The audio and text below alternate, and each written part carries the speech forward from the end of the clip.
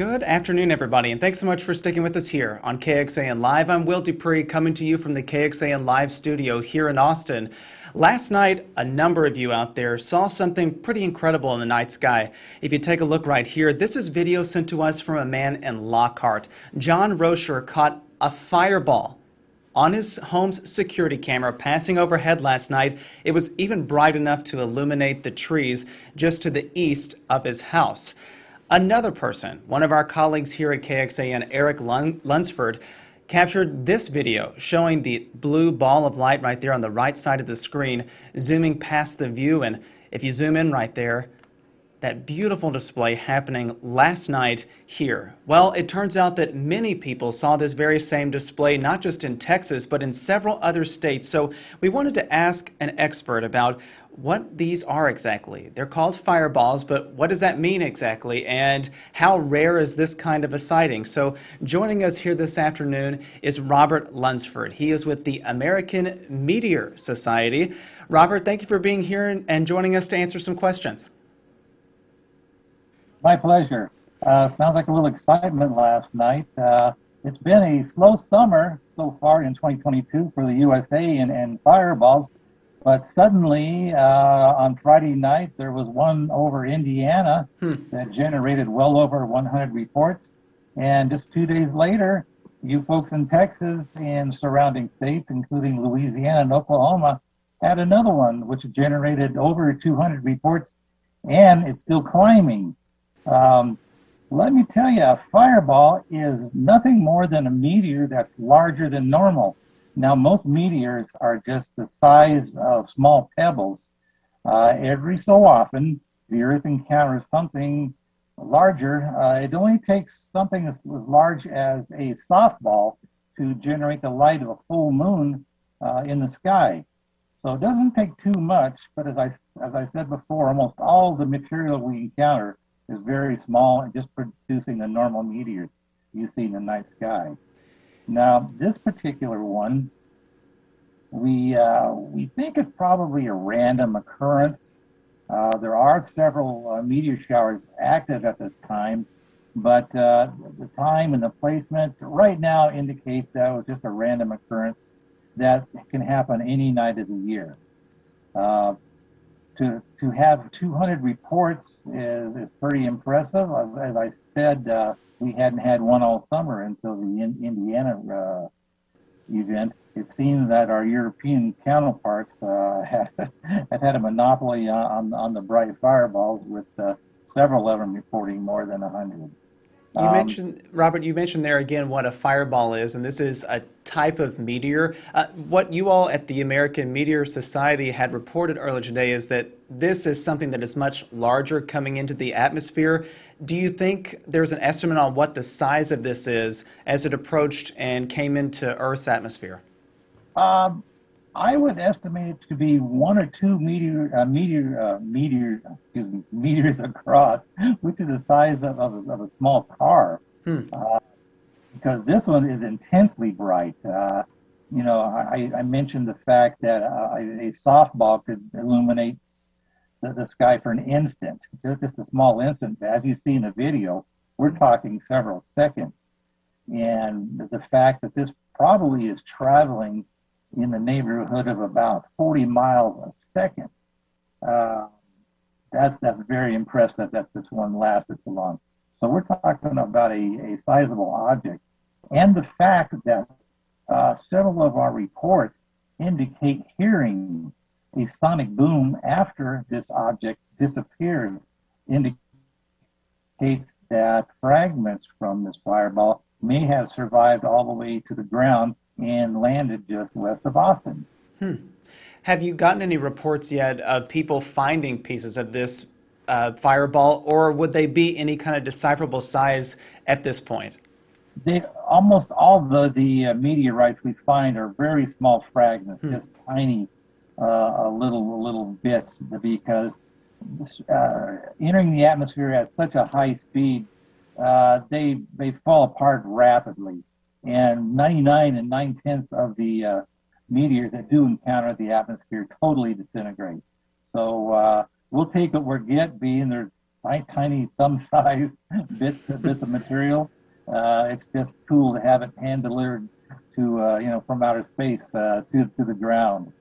Yeah, if you all are just joining us, Robert Lunsford with the American Meteor Society is joining us to answer some questions about fireball sightings that happened in Lockhart and Austin, many different places across Texas. Robert, you were just saying more than 200 reported sightings just in the last day. That's correct. That's fairly phenomenal for that late in the evening. And I haven't even had a chance to look at the current total, so it may be closer to 300 right now. So we'll find out after we're done here. Wow. Well, again, it lit up the night sky, and this video that we're showing, it shows the trees getting lit up in a way that almost makes it look like daytime. But people, as you mentioned, heard a boom associated with this. What is that exactly? Right. That is the same as a sonic boom. These objects are traveling much faster than the speed of sound. So when it enters the denser atmosphere closer to the ground, where sound waves can travel, it will generate a sonic boom.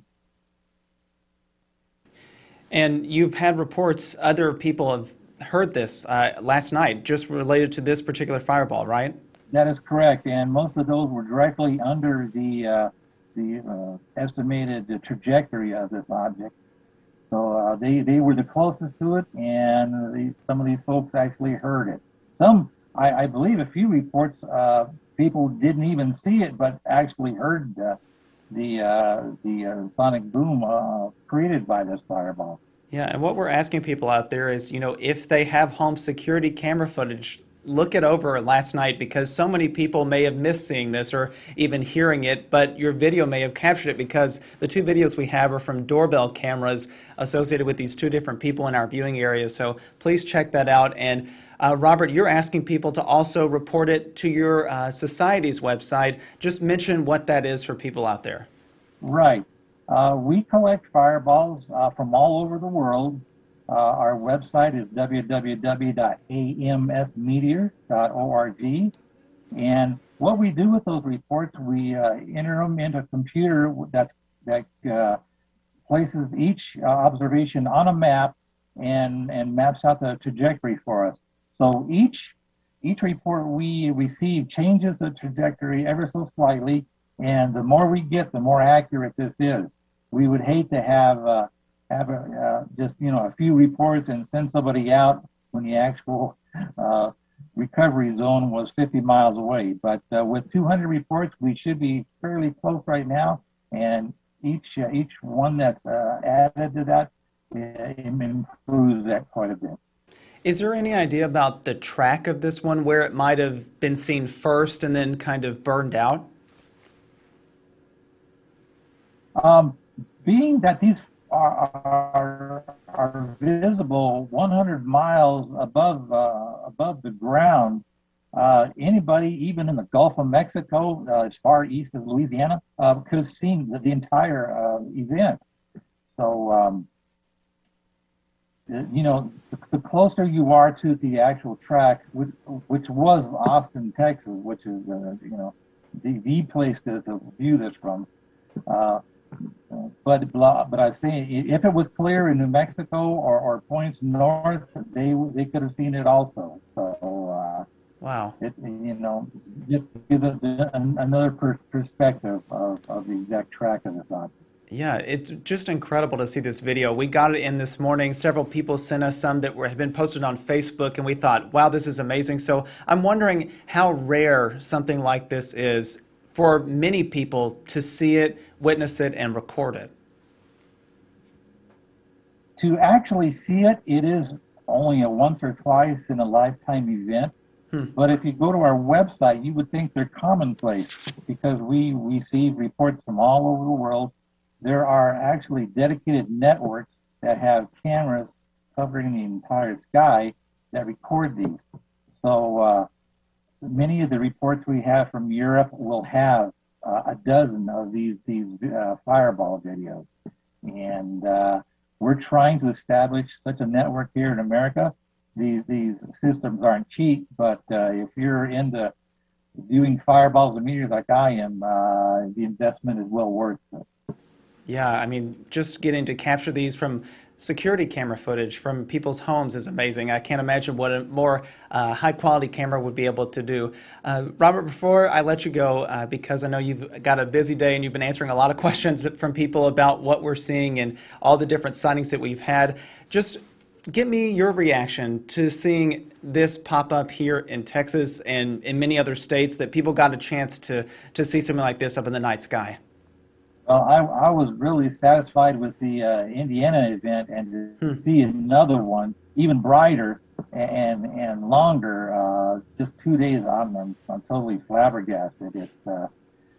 It's definitely fireball season, and time for some folks to spend some time outside and view these.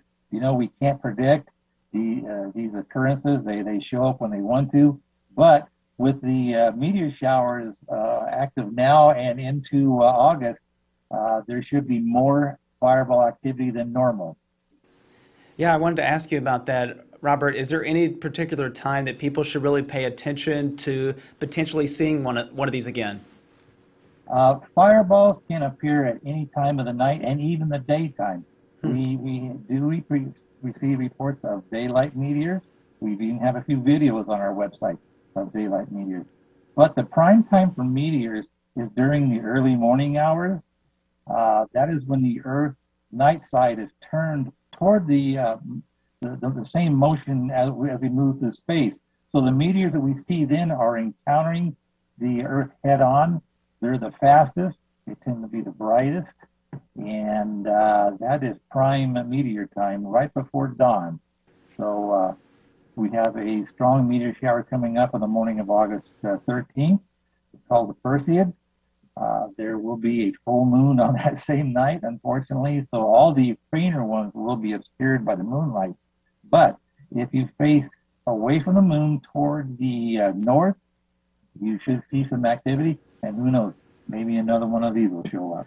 We'll have to look out for that on August 13th. All right, Robert Lunsford with the American Meteor Society, thank you so much for joining our live stream and answering some people's questions, because a lot of people are talking about this story right now, so we appreciate it. My pleasure. All right, everyone, if you would like to read more about what people saw just last night all across Central Texas, you can go to our website, KXAN.com, or click under this story in the KXAN News mobile app that you can download onto your smartphone. If you haven't done so already, please do. Thank you all again for watching. I'm Will DuPree in the KXAN Live Studio. We'll see you back here at another time, everybody. Please stay safe and healthy out there, and take care. Enjoy the rest of your day.